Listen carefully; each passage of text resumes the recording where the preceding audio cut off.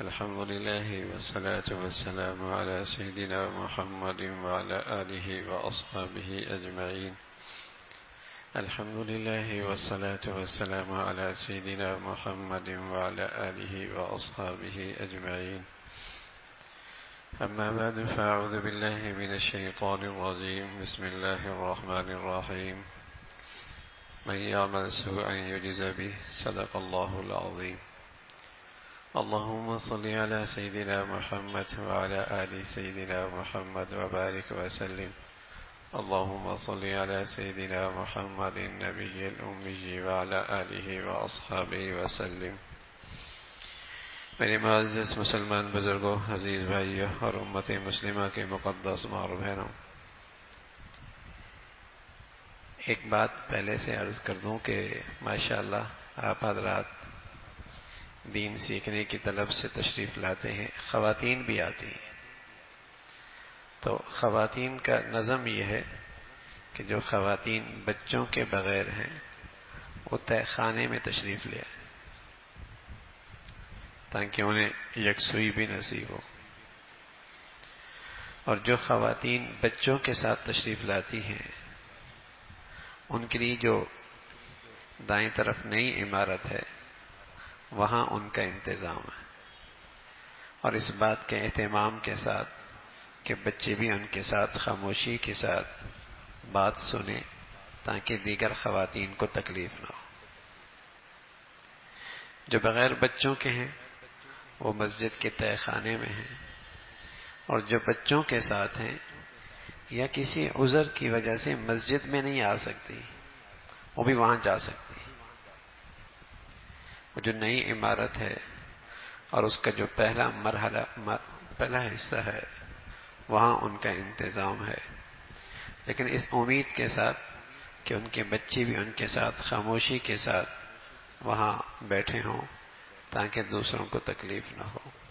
دور دراز سے مجمع تشریف لاتا ہے اور دین کی بات سننے کے لیے آتا ہے تو پھر اس کی چاہت ہوتی کہ اسے یکسوئی کا اور خاموشی کا اور اطمینان کا ماحول نصیب ہو. تو سبھی خواتین اس کا اہتمام کریں گی تو سب کے لیے یہ بات سہولت کی ہوگی.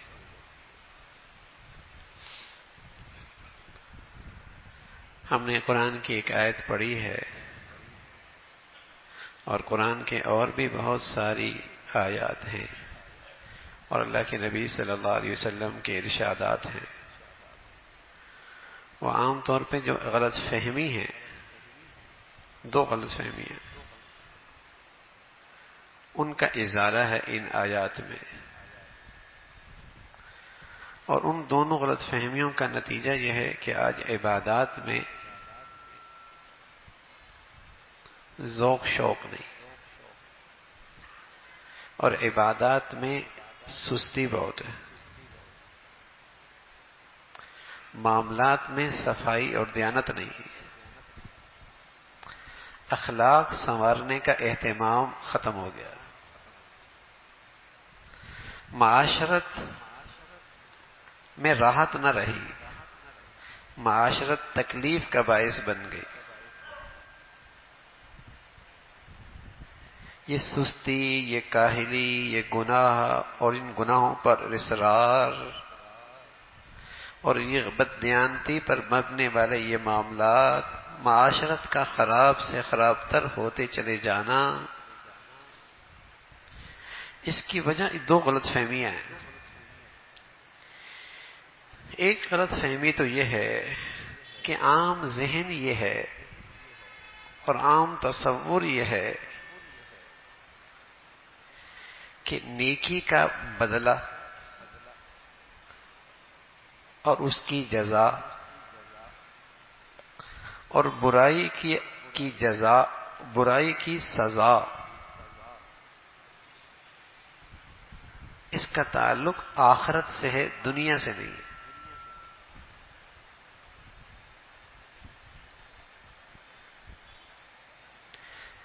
اچھے اور برے اعمال کا نتیجہ قیامت میں ہوگا.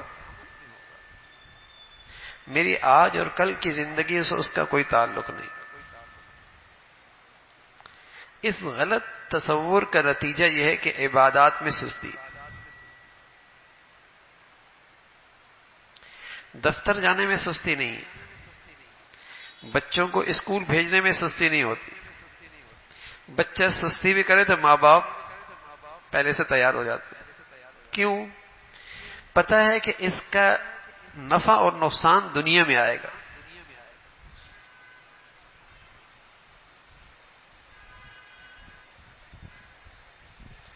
وہاں سستی نہیں ہے، وہاں چستی ہے. کیونکہ وہاں یقین یہ ہے کہ اس کا نفع اور نقصان دنیا میں ہوگا. اگر ہڑتال ہو جائے تو لوگ ہڑتال کرنے والوں کو کوستے ہیں، خوشی نہیں مناتے کہ اچھا آج چھٹی ہو گئی.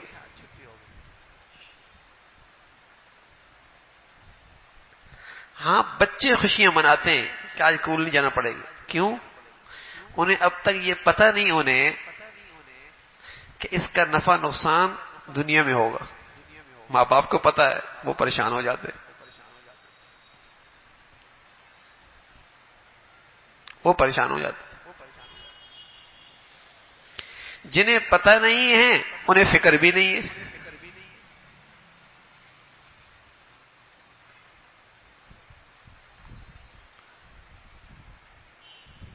بازار روز جاتا ہے، تجارت کرتا ہے، مزدوری کرتا ہے، ملازمت کرتا ہے، اس میں سستی نہیں کرتا. پتہ ہے نا اس کا نفع نقصان دنیا میں.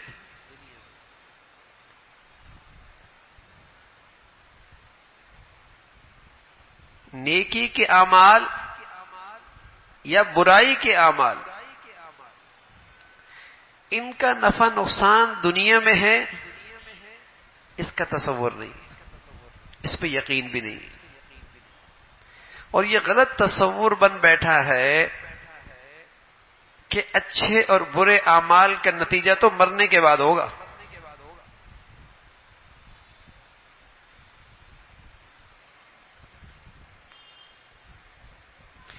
بچہ اسکول نہ جائے تو ماں باپ پریشان. بچہ نماز نہ پڑھے ماتھے پہ بلی نہیں آتا، کان پہ جوئی نہیں رینگتی. کیوں؟ کوئی بات نہیں. ارے میاں اسکول بھی نہ بھیجو نا. نہیں نہیں نہیں، ایسا نہیں کرو. یقین ہے کہ اس کا نفع نقصان دنیا میں ہونا ہے.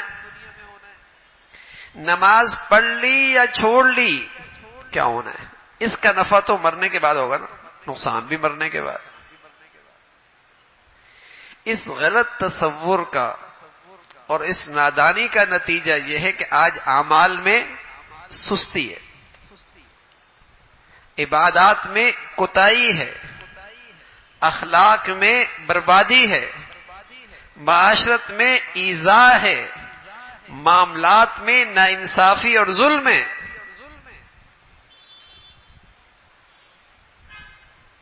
ذہنیت یہ بن گئی کہ جزا اور سزا کا جو اللہ کا قانون ہے وہ مرنے کے بعد ہے.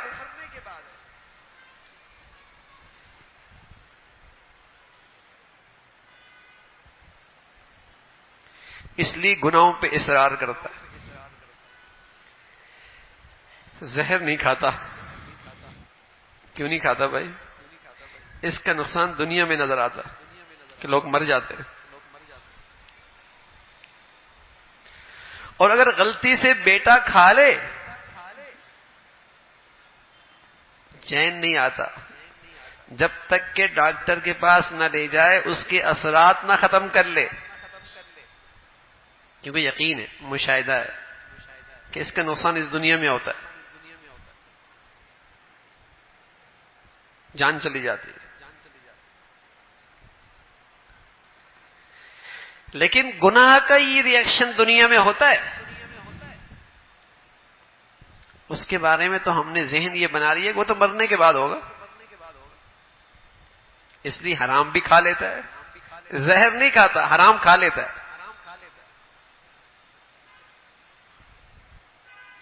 زہر نہیں کھاتا، سود کھا لیتا ہے. زہر نہیں کھاتا، رشوت کھا لیتا ہے، کیونکہ اس کا ذہن یہ بنا ہوا ہے کہ حرام کھانے سے، رشوت لینے سے، سود لینے سے، معاملات میں بددیانتی اور خیانت کرنے سے دنیا میں تو کوئی نقصان نہیں ہوگا نا، یہاں تو اسٹیٹس اچھا ہو جائے گا نا بھائی، یہاں تو گاڑی ہو جائے گی، کوٹھی ہو جائے گی، بنگلہ ہو جائے گا، اسٹیٹس ہو جائے گا۔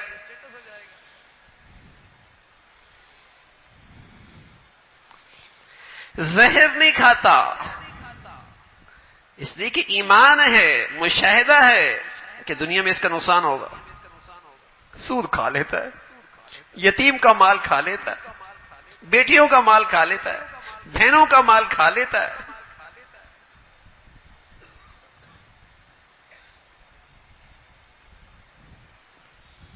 بھائیوں کے ناحق مال پہ سانپ کی طرح بیٹھ جاتا ہے، بددیانتی کر لیتا ہے، اس لیے خوشی خوشی کر لیتا ہے کہ یہ جہالت اس کے اندر بیٹھی ہوئی ہے، یہ غلط تصور بیٹھا ہوا ہے کہ اس کا دنیا میں نقصان کوئی نہیں ہونا۔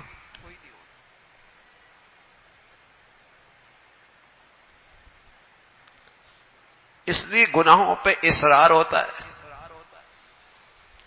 ہمت ہی نہیں کرتا گناہ چھوڑنے کی۔ ہمت کرے کیوں؟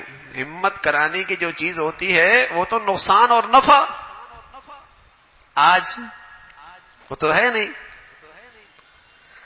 ہم جو روز دفتر جاتے ہیں، روز بازار جاتے ہیں، روز بچوں کو اسکول بھیج دیتے ہیں، خون پسینے کا پیسہ لگا کر ان کو اداروں میں داخل کرتے ہیں، یہ کیوں ہمت کرتے ہیں؟ اس لیے کہ ہمارے سامنے اس کا نفع ہے، نہ کرنے پر اس کا نقصان بھی سامنے ہے۔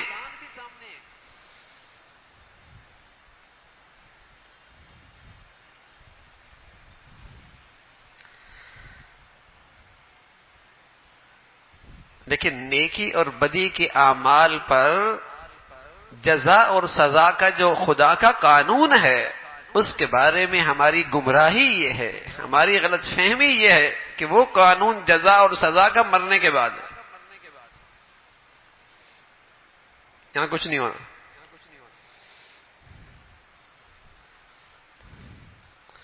اور اس کا نتیجہ یہ ہے کہ آج اعمال میں سستی بڑھتی جا رہی، ہمت ہی نہیں ہوتی۔ کتنے عرصے سے اچھے ماحول میں آتا ہے، فجر قابو میں نہیں آ رہی، فجر قابو میں نہیں آ رہی۔ کتنے عرصے سے یہ باتیں سنتا ہے، بازار کا دین زندہ نہیں ہو رہا۔ کتنے عرصے سے یہ کانوں میں باتیں پڑتی ہیں، لیکن اخلاق درست ہونے کو نہیں آ رہا ہے۔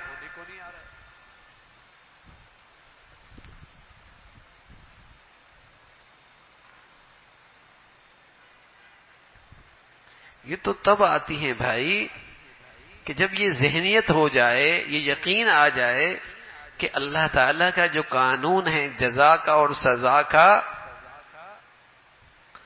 اس کا نفاذ اس دنیا میں بھی ہے۔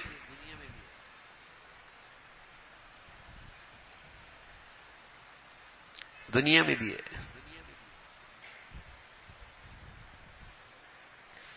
پیارے رسول صلی اللہ علیہ وسلم نے فرمایا،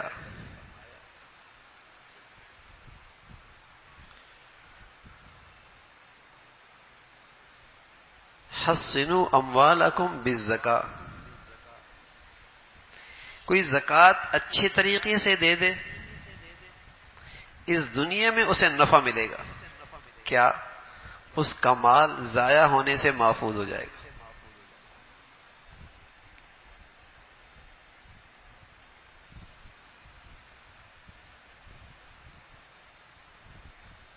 اب بتائیے، ہم حفاظت کے لیے اور کیا کچھ کرتے ہیں؟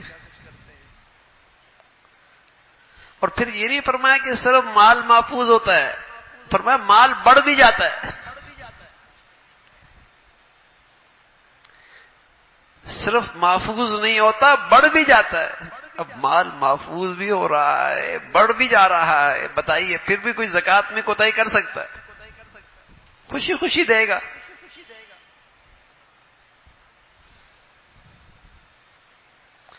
کاروبار میں سرمایہ کیوں لگاتا ہے؟ اس لیے لگاتا ہے کہ ایسے پڑا ہوا ہے محفوظ ہو جائے گا اور نفع بھی آنا شروع ہو جائے گا.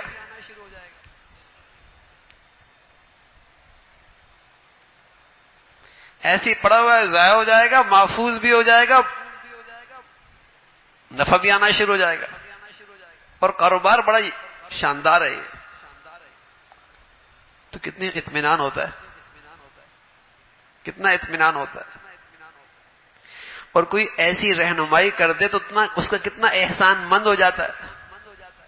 کیا اس نے اچھا کاروبار بتایا ہے، مال بڑھ بھی رہا ہے، محفوظ بھی ہو گیا، بڑا اچھا میرا محسن ہے، بڑی اچھی رہنمائی کی ہے. کیوں بھائی؟ اس کا نفع آج نظر آ رہا ہے. اور اگر کوئی مولوی صاحب کہہ دے میاں زکات دے دو، یا یہ تو زکات ہی مانگتے رہتے ہیں، اسے اپنا خیر خواہ نہیں سمجھتا، اسے اپنا محسن نہیں سمجھتا.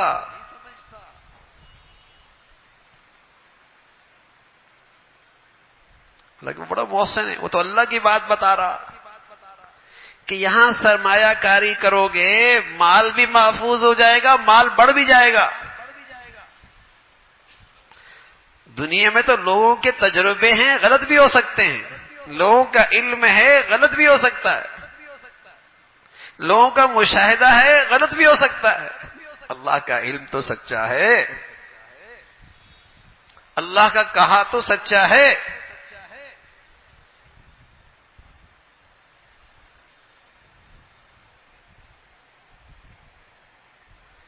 تو آج جو اعمال میں کوتاہی ہے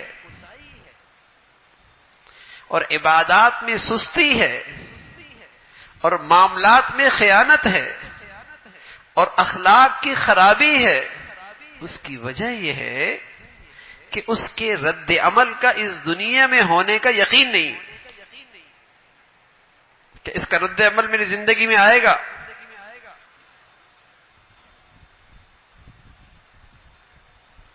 حضور علیہ الصلوۃ والسلام نے فرمایا، عبداللہ ابن عباس فرمانے لگے رضی اللہ تعالیٰ عنہ،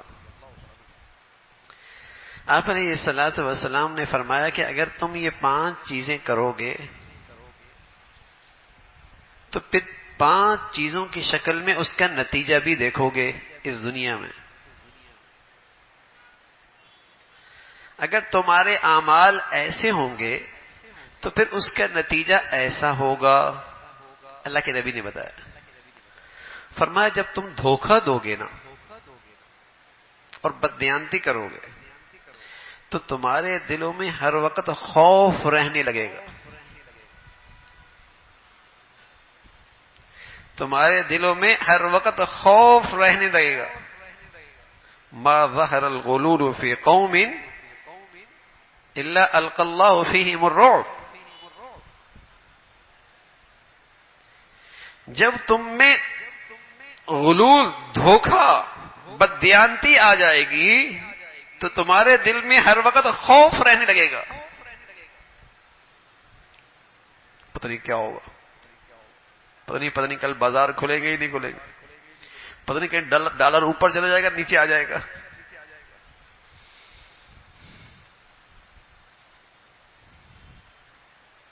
عجیب سی ایک بے چینی ہے.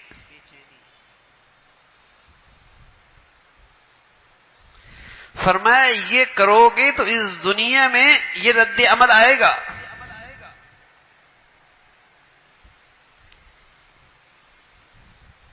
امن کہیں نہیں رہے گا. سنگل پہ کھڑے ہو تو خوف ہوتا ہے کوئی لوٹنے نہ آ جائے، گاڑی رش میں پھنس جائے تو خوف ہوتا ہے کوئی آئے نہ جائے.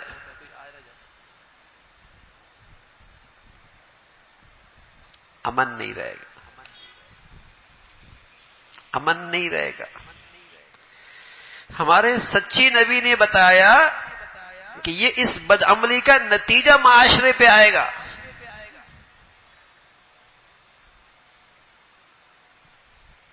یہ آئے گا. لیکن ہمارے ہاں تو چونکہ اس پہ ایمان ہی نہیں ہے، تو کون اس کی فکر کرے؟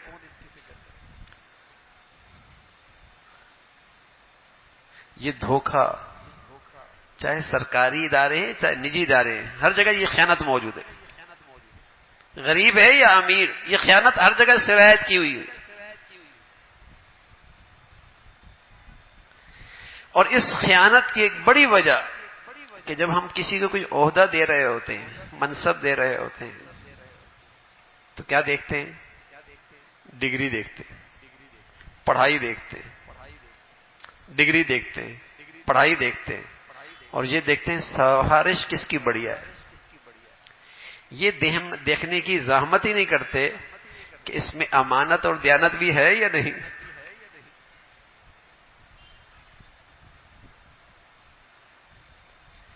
اس میں امانت اور دیانت بھی ہے یا نہیں.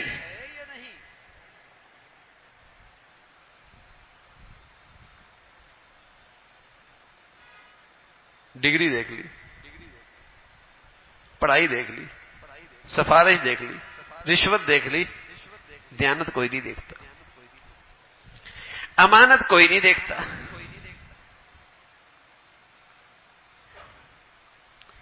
اور اس خیانت کا نتیجہ یہ ہے کہ آج امن نہ رہا، ہر شخص اندر سے خوف زدہ ہے.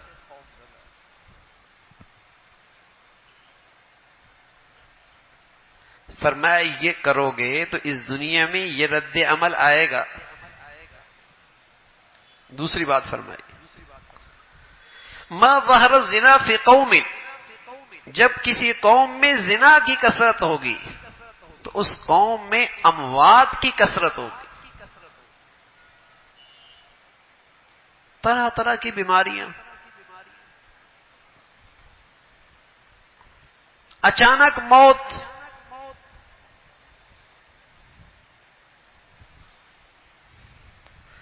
آج روز بروز زنا کے اسباب بڑھتے چلے جا رہے ہیں. لڑکی اور لڑکیوں کی مخلوط تعلیم، مرد عورت کا آزادانہ میل جول، بے حجابی اور عریانی. جب یہ سارے زنا کے اسباب بڑھیں گے تو پھر کسی بچے اور بچی کے لیے اپنی عفت اور پاک دامنی بچانا آسان تو نہ ہوگا. پھر اس کی توقع رکھنا کہ وہ صاف ستھری زندگی گزارے. لیکن آئے روز ان اسباب میں ہم اضافہ کیوں کر رہے؟ اس لیے کر رہے کہ ہمیں یہ یقین نہیں کہ اس زنا کا ری ایکشن میرے معاشرے پہ آئے گا. ان زنا کے اثرات میرے معاشرے پہ پڑیں گے، نئی نئی بیماریاں جنم لیں گی، اموات کی کثرت ہوگی.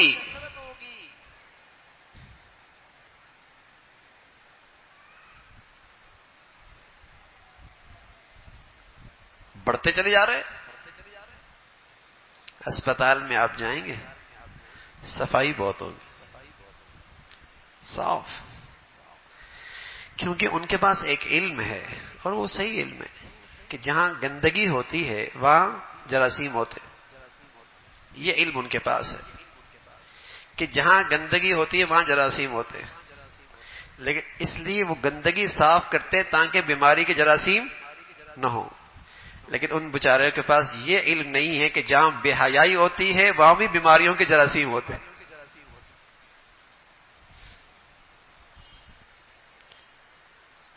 ان کے پاس یہ علم نہیں ہے. اس لیے گندگی تو نہیں ہوتی لیکن بے حیائی ہوتی ہے. اس لیے کہ جو علم انہوں نے پڑھا ہے اس میں ہے کہ جہاں گندگی ہوگی وہاں بیماریوں کے جراثیم ہوں گے، صفائی کر لیتے. لیکن ان کے پاس اپنے نبی کا یہ علم نہیں ہے اور اس علم پہ یقین نہیں ہے کہ جہاں بے حیائی ہوگی وہاں بیماریوں کے جراثیم ہوں گے، اور بیماریاں بھی ایسی کہ تمہارے آباء و اجداد نے اس کا نام بھی نہیں سنا ہوگا.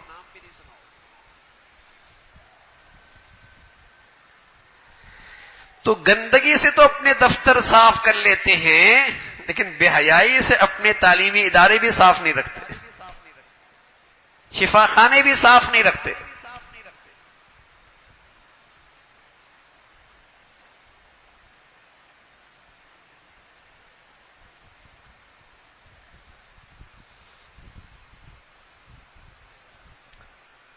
تو جس کا نقصان آج نظر آ رہا ہے نا، اس سے تو بچتے ہیں، لیکن جس کے نقصان کے بارے میں ہمیں اللہ کے نبی نے بتایا ہے، اس پہ چونکہ یقین نہیں، اس کے بارے میں ہم نے یہ ذہن بنا لیا کہ اگر بے حیائی کی بھی تو مرنے کے بعد سزا ملے گی نا، اس کا بیماریوں سے کیا تعلق؟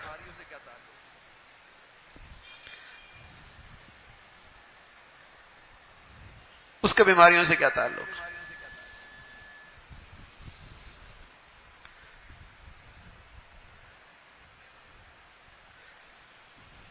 ہیضہ پھیل جائے، ہیضہ پھیل جائے اور کوئی طبیب بتا دے کہ امرود نہیں کھانا ہے، ڈاکٹر کہہ دے امرود نہ کھانا،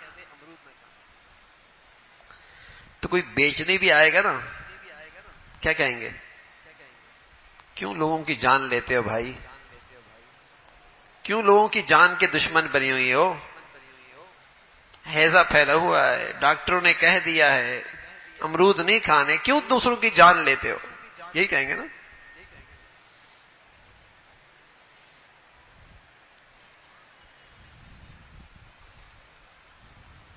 یہی کہیں گے، لیکن بتائیے اللہ کے نبی کہہ رہا ہے کہ بے حیائی پھیلاؤ گے تم معاشرے میں بیماریاں عام کرو گے۔ کوئی سے بھی کہتا ہے خدا کے بندو کیوں قوم کے دشمن بنی ہوئی ہو بے حیائی پھیلا کے، کیوں لوگوں کی صحت کے دشمن بنی ہوئی ہو اس بے حیائی کو پھیلا کر؟ کوئی یہ کہتا ہے؟ کوئی نہیں کہتا۔ اگر کوئی بات کرے بھی تو کیا کہتے ہیں؟ یہ پرانے ذہن کا آدمی ہے، دنیا کہاں سے کہاں پہنچ چکی ہے۔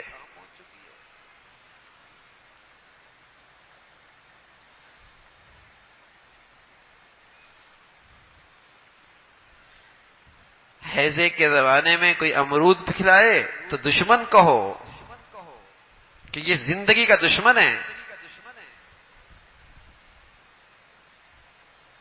اور یہ بے حیائی پھیلا رہے ہیں۔ اور اللہ کے نبی نے فرمایا معاشرے پہ اس کا ریئیکشن اور رد عمل آئے گا، موذی بیماریاں پھیلیں گی۔ لیکن آج بے حیائی سے قدم پیچھے ہٹانا کیوں مشکل ہو رہا ہے؟ یہ غلط ذہنیت ہے کہ اس کا ریئیکشن مرنے کے بعد تو ہو سکتا ہے، اس دنیا میں نہیں ہو سکتا، مرنے کے بعد دیکھی جائے گی۔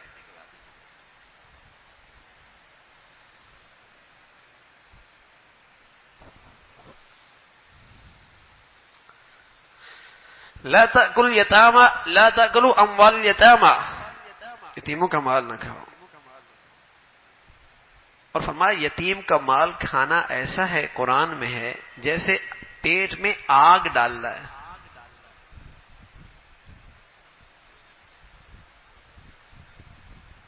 زہر تو نہیں کھائے گا، یتیم کا مال کھا جائے گا، اور قرآن کہہ رہا ہے آگ اپنے اندر لے رہا ہے۔ لیکن کیا ذہن ہے کہ اس کا ریئیکشن اگر ہوا بھی تو مرنے کے بعد ہوگا نا،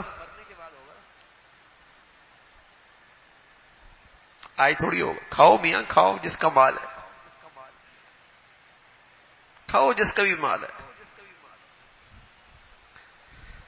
حلال حرام کی تو تمیز ہی مٹی چلی جا رہی ہے، اور اس لیے مٹی چلی جا رہی ہے میرے عزیزو کہ زہر کے رد عمل کا، زہر کے ریئیکشن کا تو یقین ہے، حرام کا اس دنیا میں نتیجہ بد، اس پر ایمان نہیں۔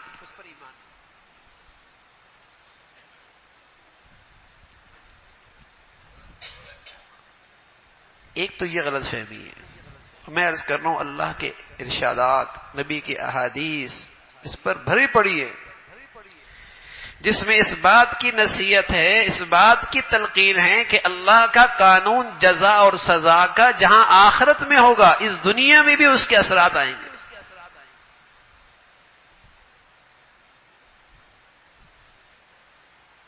اس کا رد عمل دنیا میں بھی آئے گا، اس کا انعام اس دنیا میں بھی ملے گا۔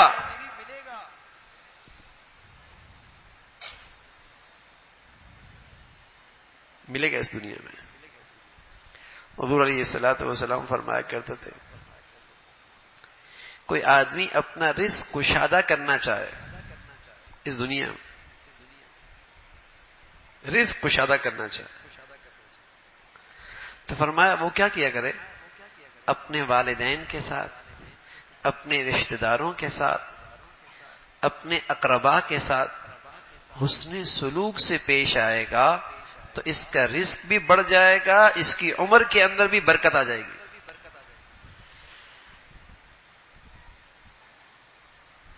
دنیا میں اس کو اس کا صلہ ملے گا، دنیا میں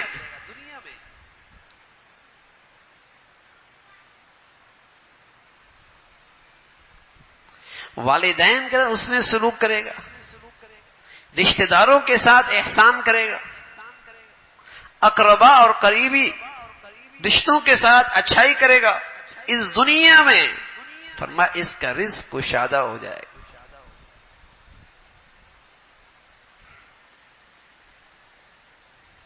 اس دنیا میں رزق بڑھ جائے گا۔ پیارے رسول صلی اللہ علیہ وسلم فرمایا کرتے تھے من لزم الاستغفار جعل اللہ له من كل ضيق مخرجا ومن كل هم فرجا ورزقه من حيث لا يحتسب۔ آپ فرمانے لگے جو آدمی معافی مانگنے کی نیکی کرے گا، کون سی نیکی؟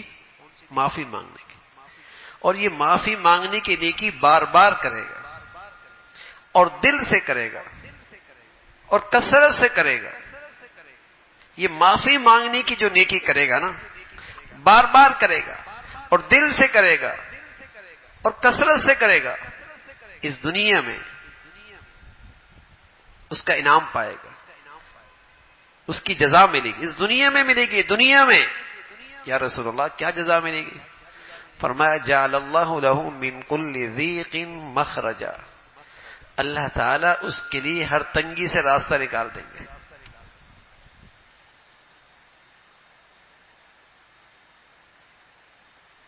مشکلیں آسان ہو جائیں گی، بند راستے کھل جائیں گے، بندشیں ٹوٹ جائیں گی۔ جعل اللہ له من كل ضيق مخرجا، یہ جزا آخرت میں نہیں، دنیا میں۔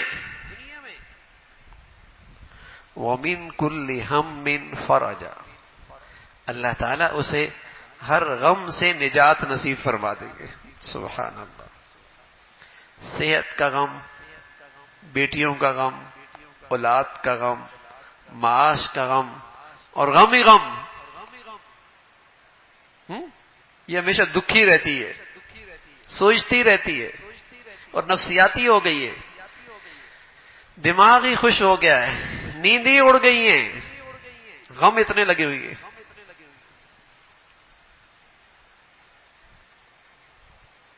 غم ہی کھائے جا رہے ہیں۔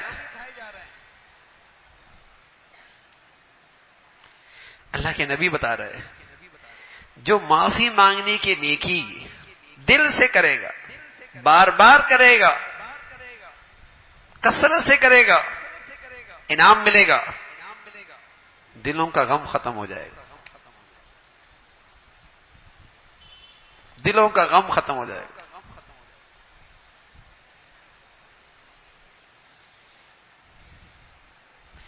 لیکن یہ ہمیں شوق ہمارے اندر آئے نا، جب یقین آئے گا نا۔ ہم تو آج تک یہی سمجھتے ہیں، عام لوگ بھی، خواص لوگ بھی، وہ یہ سمجھتے ہیں بھائی جزا اور سزا مرنے کے بعد ہے، وہاں دیکھی جائے گی۔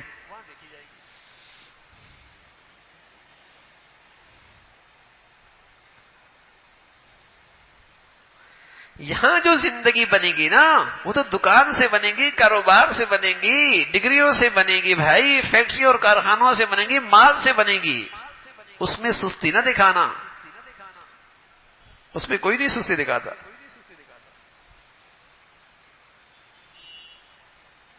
اور اللہ کے نبی فرمان نیکی سے زندگی بنتی ہے اور 100% بنتی ہے۔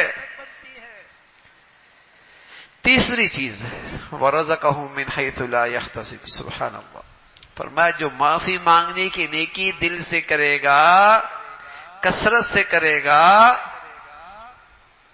تیسرا انعام اس دنیا میں ملے گا، وَرَزَقَهُ مِنْ حَيْثُ لَا يَحْتَسِبُ، اللہ اس کے معاش کا مسئلہ وہاں سے حل کرے گا کہ اس کے وہم و گمان کے اندر بھی نہیں تھا۔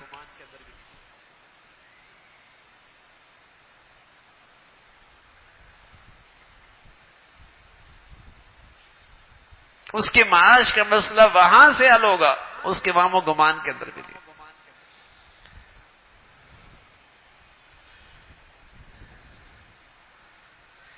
اگر مجھے یہ تین چیزیں نصیب نہیں تو میری نیکی ٹھیک نہیں، ورنہ نبی کی بات تو ٹھیک ہے کہ نیکی کی یہ تاثیر اس دنیا میں ملتی ہے۔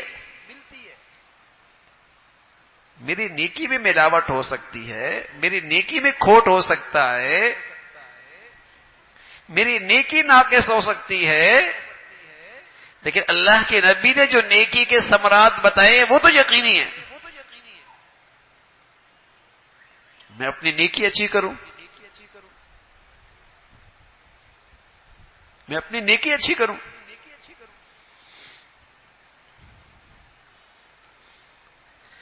تو میرے عزیزو، اللہ کرے ہم یہ بات سمجھ جائیں، ہمارے دلوں میں یہ بات اتر جائے، ہماری یہ غلط فہمی دور ہو جائے کہ اچھے اور برے اعمال کا نتیجہ آخرت میں نہیں دنیا میں بھی ہوتا ہے۔ اور یہ جو ذہن بنا ہے کہ اچھے اور برے اعمال کا نتیجہ صرف آخرت میں ہے، اس نے آج ہماری زندگیوں کو گناہوں سے بھر دیا، عبادات میں سستی آ گئی، اولادوں کی نیکیوں کی فکر ختم ہو گئی۔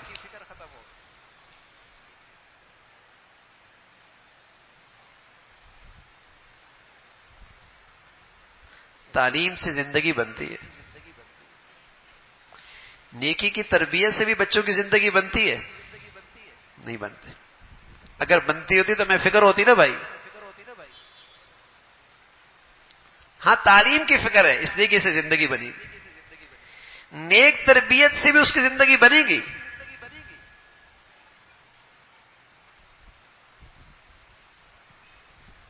اس پہ ایمان نہیں ہے، اس لیے فکر بھی نہیں۔ پہلے ایسی مسلمانوں کی ذہنیت نہیں ہوتی تھی، پہلے اس کی ذہنیت یہ مسلمانوں کی یہ ہوتی تھی کہ جو بھی میرے حالات خراب ہیں نا، گھر کے، میاں بیوی کے، باپ بیٹے کے، بہن بھائی کے، معاشرے کے، سوسائٹی کے اور قوم کے اور ملک کے، جو بھی ہمارے حالات خراب ہیں، مسلمانوں کا ذہن یہ ہوتا تھا اگر یہ اپنے حالات ہم صحیح کرنا چاہتے ہیں تو اس کا آسان راستہ ہے ہم اپنے اعمال صحیح کر لیں۔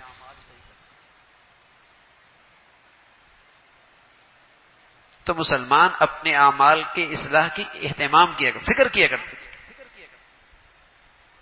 کہ اگر احوال اور حالت صحیح کرنی ہے تو اپنا عمل ٹھیک کر لوں، لیکن اب یہ ذہنیت ختم ہو گئی۔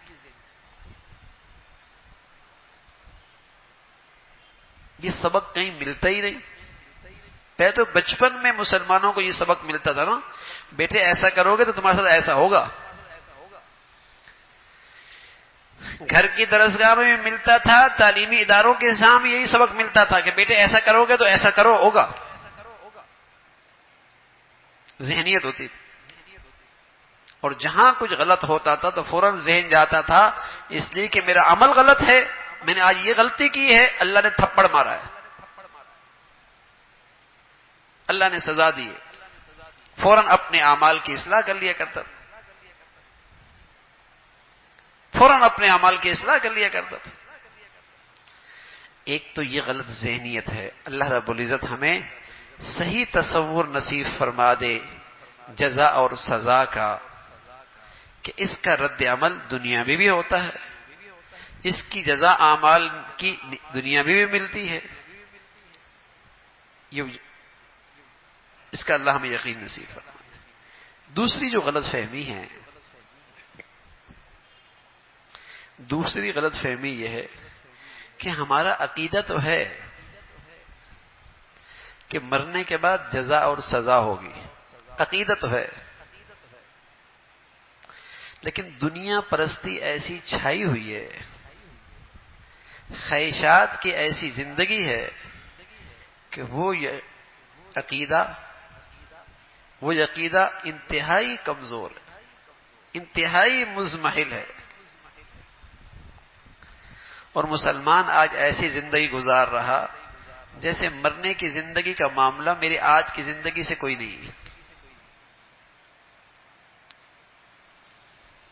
عقیدت ہے، علم کیا تک، لیکن وہ ایمان اتنا کمزور ہو گیا آخرت کی زندگی پر کہ آج مسلمان کو ذرا بھی فکر نہیں ہوتی کہ آج نیکی اور بدی کی شکل میں اپنے نامہ اعمال میں کیا لکھوا رہا ہوں اور کل میرے ساتھ یہ کیا ہوگا، یہ اسے بالکل فکر نہیں ہے. دیکھو میرے بھائیو، 20 سال کی زندگی، بچے کی عمر 20 سال کی ہو، بچے کی عمر 30 سال کی ہو، بچے کی عمر 25 سال کی ہو، ہمیں یقین ہوتا ہے کہ پہلے 20 سال یا پہلے 25 سال اتنے اہم ہیں کہ بقیہ 60 سال کی جو زندگی ہے، 70 سال کی زندگی ہے، ان دونوں کا آپس میں ایک دوسرے کا گہرا تعلق. مانتے ہیں نا کہ پہلے 25 سال یا پہلے 20 سال کا اگلے 30 سال اور 40 سال سے بڑے گہرا تعلق ہے. تو اس اگلی 40 سالہ زندگی کو سنوارنے کے لیے پہلے بچے کے 20-25 سال سنوارتے نہیں سنوارتے؟ ایسا تو نہیں کرتے کیا ٹھیک ہے 20-25 سال کو چھوڑو، کھیل کود میں لگنے دو، ٹھیک ہے نا، اور اس کے بعد اس کی زندگی بڑی شاندار ہو جائے گی اللہ چاہے گا تو. ایسا کہتے ہیں؟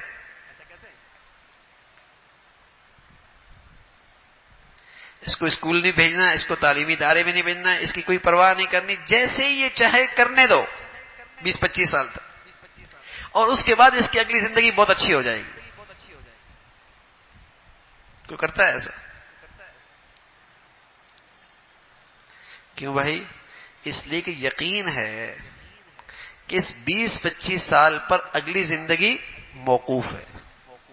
اگر یہ اچھی محنت کی، کوشش کی، کچھ بنا، اگلے 25-30 سال اچھے ہو جائیں گے. ایسا ہی ہے. لیکن میرے عزیزو، آیا مسلمانوں کا یہ ایمان بھی ہے کہ اس 60 سالہ زندگی کا اور اس 70 سالہ زندگی کا اگلے کی کھربوں سال کی زندگی بھی سے ایسا گہرا تعلق ہے؟ کیا یہ بھی یقین ہے کہ 60 سالہ زندگی، 70 سالہ زندگی کا آئندہ کی کھربوں سال کی زندگی سے بھی ایسا گہرا تعلق ہے؟ یہ عقیدہ تو ہے، علم تو ہے، یقین نہیں.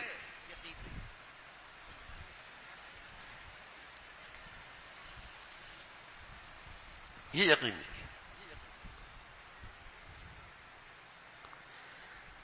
وہاں تو یقین ہے 25 سال کے بعد اگلی 40 سال کی زندگی کا بڑا گہرا تعلق ہے، وہاں تو ایمان ہے.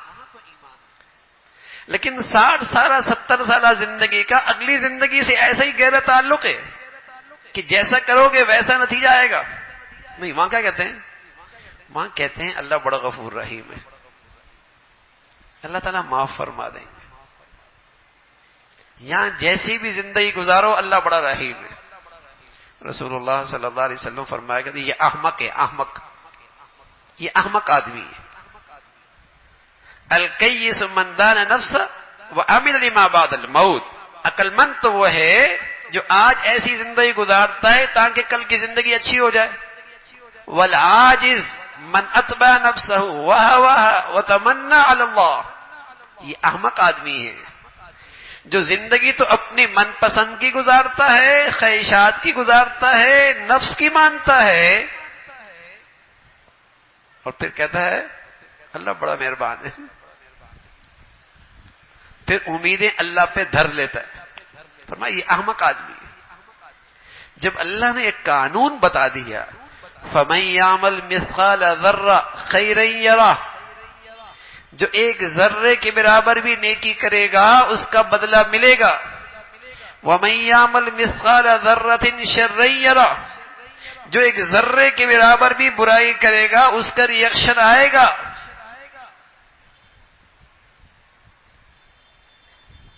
وَهُمْ يَحْمِلُونَ أَوْزَارَهُمْ عَلَى ظُهُورِهِمْ أَلَا سَاءَ مَا يَزِرُونَ. یہ جو اپنے اوپر برا بوجھ اٹھا رہے ہیں گناہوں کا اپنے پشتوں پر، بہت برا بوجھ ہے، بہت برا بوجھ ہے، بہت بڑی برائی اپنے سر لے رہے ہیں۔ تو اللہ نے قانون بتا دیا ہے کہ تمہاری اس 60 سالہ 70 سالہ زندگی کا اگلی زندگی سے گہرا تعلق ہے۔ ایسا نہیں سود کھاتے کھاتے مرے اور ایک آدمی حلال چن چن کے مرے، دونوں کی کھربوں سال کی زندگی ایک جیسی ہوگی؟ اللہ کہتا ہے ما لکم کیف تحکمون، تمہیں کیا ہو گیا، کیسا فیصلہ کرتے ہو؟ ما لکم کیف تحکمون، کیسے فیصلہ کرتے ہو؟ ساء ما یحکمون، بڑا غلط فیصلہ کرتے ہو۔ ایک بے نمازی مرے اور ایک زندگی بھر نمازوں کے اہتمام کے ساتھ مرے، ایک بے حیائی کی زندگی گزارے اور ایک حیا اور عفت اور پاک دامنی کی زندگی گزارے، دونوں کا مرنا اور کل کی زندگی ایک جیسی ہوگی؟ بالکل نہیں، بالکل نہیں۔ اللہ نے رحمت کے اعمال بتائے نا، یہ کر لوگے میری رحمت متوجہ ہو جائے گی، یہ کر لوگے میری بخشش ہو جائے گی، یہ کر لوگے میں تمہیں اپنا بنا لوں گا۔ اللہ کی نے رحمت کے مغفرت کے بہانے بتائے ہیں، یہ کر لو۔ کتنے گناہ ہیں، ان گنت ہیں، ڈھیروں ہیں۔ ندامت کا آنسو لے کے آؤ، پھر اللہ کی رحمت دیکھو کیسے معاف کرتے۔ لیکن یہ تو نہیں کہ زندگی گندگی کی ہے، نجاست ساتھ لے کے جا رہا ہے اور پھر قبر میں اس کے لیے جنت کا باغ بن جائے، ایسا نہیں ہوگا۔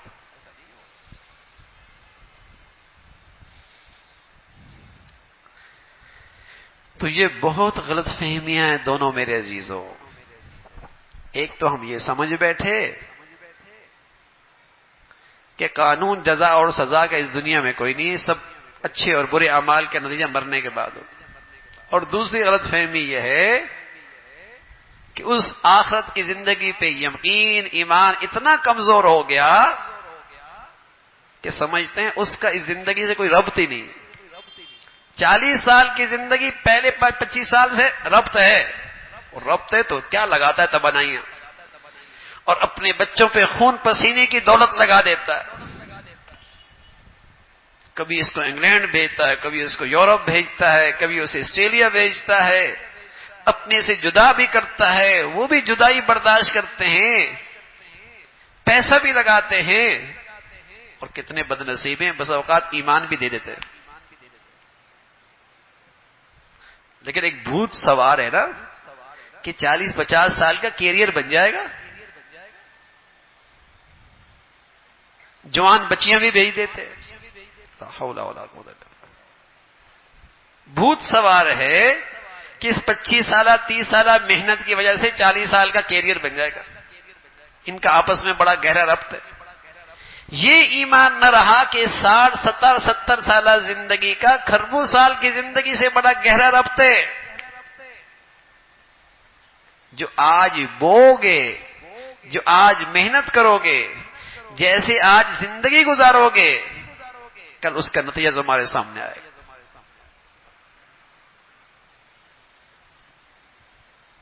یہ عقیدہ کمزور ہو گیا، یہ عقیدہ کمزور ہو گیا۔ میرے عزیزو، اگر یہ دونوں چیزیں ہمارے دلوں میں آ جائیں نا، یقین جانیں ہمارے لیے اپنے اعمال کی اصلاح آسان ہو جائے، ہمارے لیے اپنے اعمال کی اصلاح آسان ہو جائے، اپنے بچوں کی صحیح نہج پہ تربیت آسان ہو جائے۔ ہماری زندگی میں جو معاملات اور معاشرت میں گناہ رچے بسے ہیں نا، جن کو چھوڑنے کی ہم ہمت نہیں کرتے، ہمت آ جائے گی۔ اگر یہ یقین آ جائے کہ اس کا رد عمل اس دنیا میں اور اس دنیا کی زندگی کا کھربوں سال کی زندگی سے گہرا ربط، کہ جو بویا کل کاٹنا پڑے گا، بدلہ آئے گا۔ من یعمل سوءا یجز بہ، اللہ کریم کہہ رہا ہے جو کرو گے میاں سزا تو ملے گی۔ اور رسول اللہ صلی اللہ علیہ وسلم فرمایا کرتے تھے نیکی پرانی نہیں ہوتی،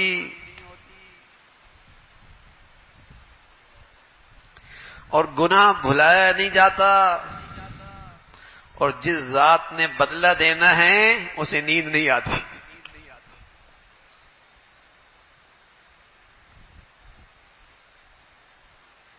نیکی پرانی نہیں ہوتی، گناہ نہیں بھلایا جاتا،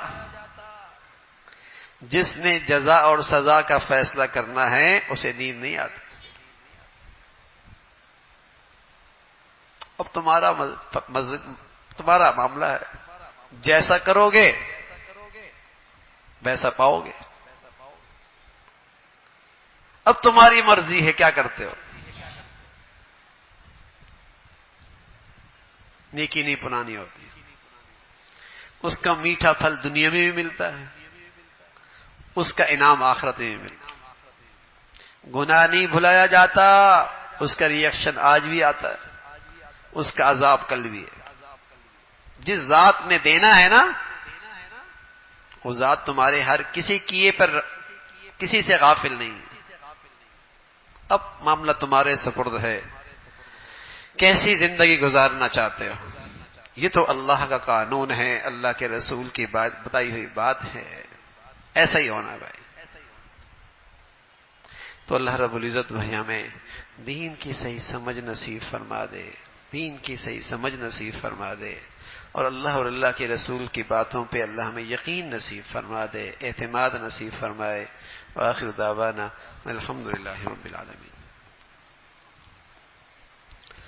اللهم لك الحمد كله ولك الشكر كله، اللهم لك الحمد كله ولك الشكر كله، سبحان الله وبحمده، سبحان الله العظيم، عدد خلقه ورضا نفسه وزنة عرشه ومداد كلماته.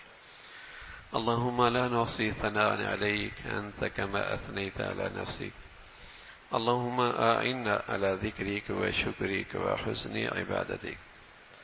لا إله إلا الله الحليم الكريم، سبحان الله رب العرش العظيم. نسألك موجبات رحمتك وعزائم مغفرتك والغنيمة من كل بر والسلامة من كل إثم. اللهم لا تدع لنا ذنبا إلا غفرته، ولا هما إلا فرجته، ولا حاجة هي لك رضا إلا قضيتها يا أرحم الراحمين. يا حي يا قيوم برحمتك نستغيث، أصلح لنا شأننا كله ولا تكلنا إلى أنفسنا طرفة عين. يا حي يا قيوم برحمتك نستغيث، أصلح لنا شأننا كله ولا تكلنا إلى أنفسنا طرفة عين يا أرحم الراحمين. ہم سب کا کہا سنا اپنی بارگاہ میں قبول فرما یا ارحم الراحمین. تمام سامعین سامعات، حاضرین حاضرات کو ایمان والی، عافیت والی، صحت والی زندگی عطا فرما. اے مولا کریم، گناہوں کی گندگیوں سے، نجاستوں سے ہم سب کو محفوظ فرما. اے مولا کریم، نیکیوں پہ استقامت عطا فرما. اپنے فضل سے تقوی اور پرہیزگاری کی زندگی عطا فرما. مولا کریم، بری زندگی سے، برے حالات سے، بری موت سے محفوظ فرما. بری صحبت سے، برے لوگوں سے، شریروں سے، حاسدوں سے یا ارحم الراحمین ہم سب کی حفاظت فرما. اے مولا کریم، ظاہری باطنی فتنوں سے محفوظ فرما. عافیت والی، صحت والی، ایمان والی زندگی عطا فرما. ہمیں اپنے گھروں کا ماحول 100% دین کے مطابق ڈھالنے کی ہمت اور توفیق عطا فرما. معاملات، معاشرت، اخلاقیات میں ہمیں اصلاح کی سچی فکر نصیب فرما. اے مولا کریم، پورے دین پہ چلنا آسان فرما. یا ارحم الراحمین، اپنے فضل سے، اپنے کرم سے تمام بیماروں کو صحت کاملہ، شفاء عاجلہ نصیب فرما. موذی امراض سے، اسپتالوں کی زندگی سے یا ارحم الراحمین ہم سبھی کو محفوظ فرما. حادثات سانحات سے حفاظت فرما. اپنے فضل سے لقمہ حلال عطا فرما. برکت والی زندگی، برکت والی روزی نصیب فرما. اے مولا کریم، اپنے فضل سے جن کی بچیاں ہیں ان کے لیے نیک صالح رشتوں کا انتظام فرما. جن کی بچیاں گھروں میں جا چکی ان کے گھروں کو محبت اور تقوی سے آباد فرما. اے مولا، ہمیشہ اپنے بچے بچیوں کی تعلیم، تربیت، زندگی کے صحیح فیصلے کرنے کی توفیق عطا فرما. ہمیں اپنے بڑوں کے لیے صدقہ جاریہ بنا، ہماری اولادوں کو ہمارے لیے صدقہ جاریہ بنا۔ اے مولا ہمیں اپنے بڑوں کے لیے راحت کا سامان بنا، صدقہ جاریہ بنا، ہماری اولادوں کو ہمارے لیے راحت کا، سکون کا اور عزتوں کا باعث بنا، اولادوں کے آزمائشوں سے محفوظ فرما۔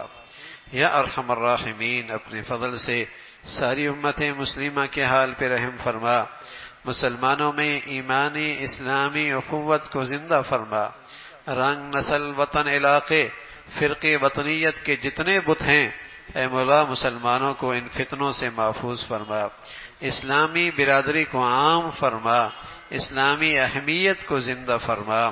اے مولا کریم اپنے فضل سے دنیا بھر کے مظلوم مسلمانوں کی مدد اور نصرت فرما، دین کی خدمت کے جتنے نقشے تیرے ہاں مقبول ہیں سبھی کی حفاظت فرما، تمام شعبوں کے لیے اہل لوگ مخلص لوگ عطا فرما، جو کام کر رہے ان کی اخلاص اہلیت میں ترقی عطا فرما۔ یا ارحم الراحمین، ہمارے وطن عزیز کو سلامتی عطا فرما، اے مولا ہمارے وطن عزیز کو سلامتی عطا فرما، اے مولا یہاں ایمان ہدایت کی فضاؤں کو عام فرما، شریروں سے اور فسادیوں سے اور فتنہ بازوں سے اے اللہ ہمارے گھروں کو، ہماری زندگیوں کو، ہمارے ملک کو محفوظ فرما۔ اے مولا کریم جو مسلمانوں میں نفرتوں کا بیج بول رہے، بے حیائی کو فروغ دے رہے، ان کے شر سے مسلمانوں کو محفوظ فرما، یہاں نیکی کی اور خیر کی اور تعمیر کی قوتوں کو غلبہ عطا فرما، ہمارے ملک کو استحکام عطا فرما، اسے اندرونی بیرونی خطرات سے محفوظ فرما، یہاں جو دین دشمن ملک دشمن ہیں اے مولا اس ملک کو ان کے فتنوں سے محفوظ فرما۔ اے مولا کریم جو بیرونی دشمن اندرونی دشمنوں کے ساتھ مل کر اس ملک کے خلاف سازشیں کرتے ہیں اللہ اس ملک کو ان کے فتنوں سے اور ان کی سازشوں سے محفوظ فرما، اس ملک کو سلامتی عطا فرما، استحکام عطا فرما، یہاں رہنے والوں میں باہمی اتفاق عطا فرما۔ یا ارحم الراحمین اس قوم کو اے اللہ باہمی اتفاق اور اتحاد عطا فرما۔ یا ارحم الراحمین ہم سب کے حال پہ رحم فرما، ہمارے شہر پہ رحم فرما، ہمارے ملک پہ رحم فرما، پوری امت مسلمہ کے حال پہ رحم فرما۔ ربنا تقبل منا انك انت السميع العليم وتب علينا انك انت التواب الرحيم، وصلى الله على سيدنا محمد وعلى آله وأصحابه أجمعين برحمتك يا رب۔